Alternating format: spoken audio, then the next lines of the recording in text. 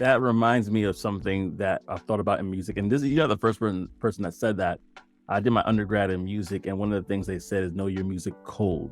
You have to know it like the back of your hand. Otherwise, when you get to perform, you're going to fumble. And I always say this quote from Dr. Myron Golden. He says, your time will come if you're prepared or not. If you are prepared, it will reveal you. But if you are unprepared, it will expose you. There you go.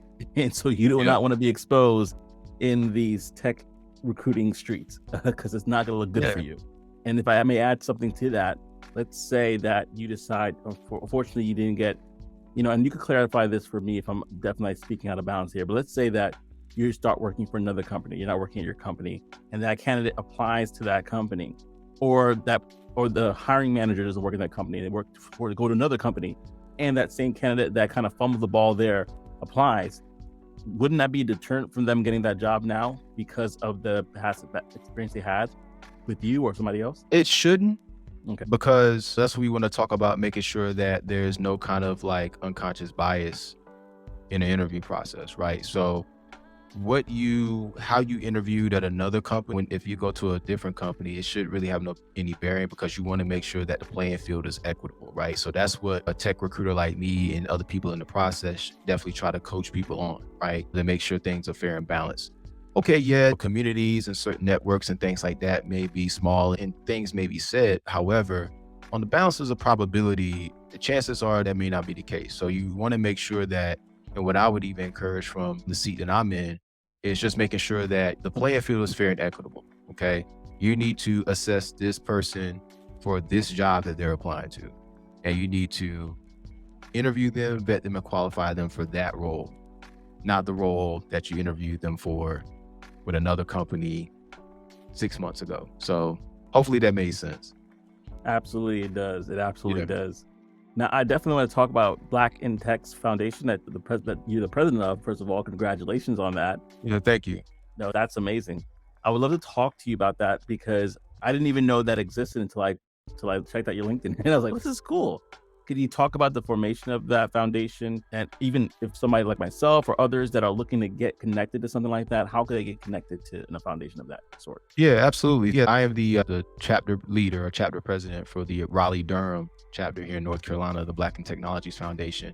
And the Black in Technologies Foundation is really the largest community of Black people in tech across the globe. We have like multiple chapters in almost every major city in the United States, and our reach expands in other countries as well, Africa, Europe, even Canada as well. I think we have a chapter in Toronto, Canada also.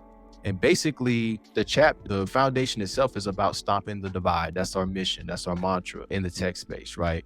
So what in tech right now, and what you've seen in the past is that there's a lot of barriers of entry for various reasons, right?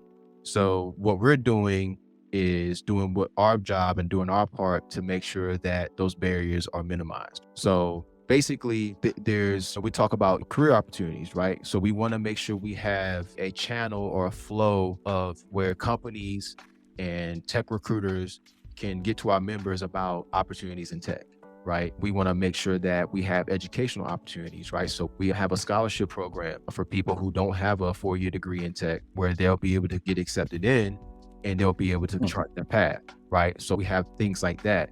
We have opportunities where people can get certified, right? We even have for entrepreneurs who are running their own businesses or starting their own businesses, right? We have a small business accelerator. These are some of the programs that are established not only at the chapter level, but across Black in Technologies Foundation, right?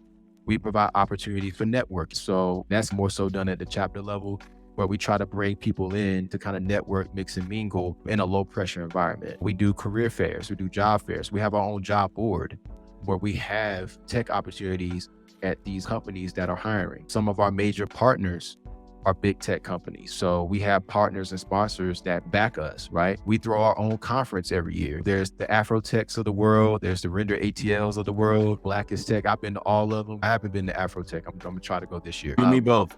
Yeah, man. So we have Con, which is basically very similar to all those conferences, right? We have keynote speakers come in. I think we had Anthony Mays talk one year. He came and spoke. So we have just all the other conferences. We have heavy hitters in the techs that come and talk and present. We have day parties, we have VIP dinners, right? We have all these different things, right? We have networking opportunities. We have companies that come and set up booths and they recruit people. So it's a big tech conference, just like all the other ones. Last year, we were at Disney World. BigCon 2022 was in Walt Disney. This year, September 5th through the 7th is going to be in Nashville, Tennessee. So yeah, so that's basically a description of it. We do a lot of great work. There's a chapter or chapters in every major city. So if you're looking for a place for belonging, if you're looking for a place for affirmation, if you're looking for a place where I'm Black and I want to be with other techies, we have those chapters, and all those chapters have leaders. So what I would encourage you, definitely, you can get in contact with me, or you can just look us up. We have a whole website. It's amazing. And you can get connected with a chapter leader in your city, right? And they can walk you through and get you acclimated and get you, because we don't charge membership. We don't have a membership fee. Really? So, yeah. And the thing is that we have people who are not in tech, right? We have accountants and sales engineers and sales reps. So you don't have to be a techie to be a part of the foundation, part of the group. You can be interested in, you can want to join in the cause. And we are very inclusive. We have members and actually chapter presidents who come from different backgrounds, right? So we're not turning anybody away. Anybody who cares about the cause, anybody who cares about tech, anybody who's in tech, who wants to have that community, you're welcome to join Black in Technologies Foundation. That right there, y'all. If y'all weren't paying attention to anything else, which I'm pretty sure you were, but if you want to remember something right there, Black in Tech Foundation, right?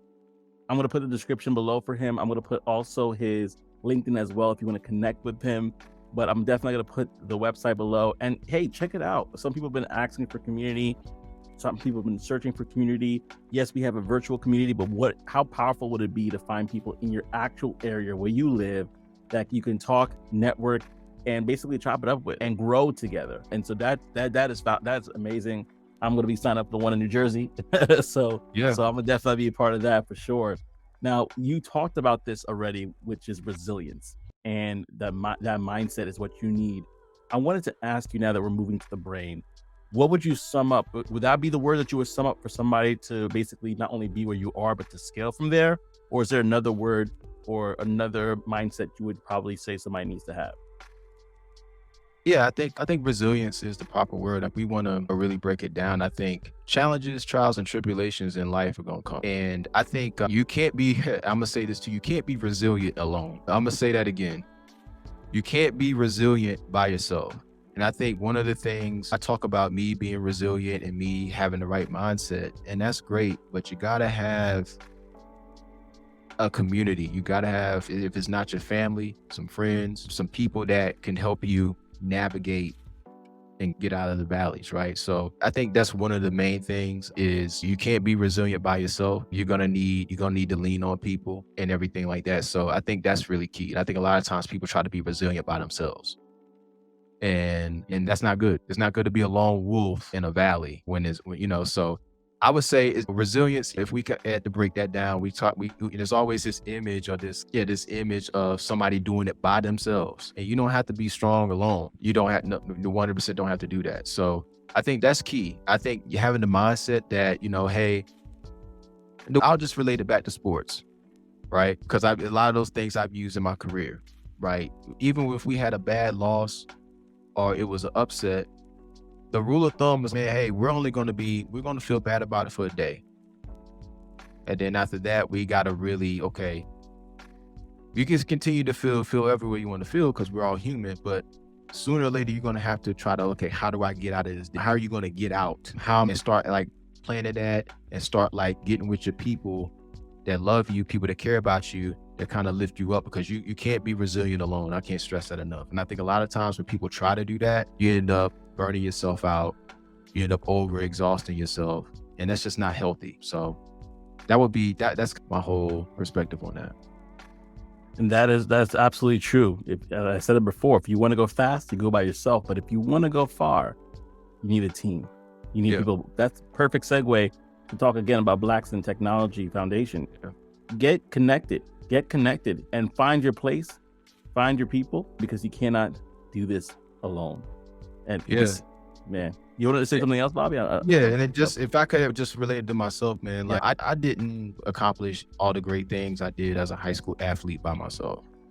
You know, I didn't win a national championship at Barton College by myself. I most certainly did not. I didn't even become the chapter president in Blacks in Technologies in Raleigh-Durham by myself. We have a great team. And I'll say this on this channel, my leadership team is phenomenal. We do the things we do because we have a great team. I didn't get this far in my career, 14-year career in the tech game by myself. There were people who helped me.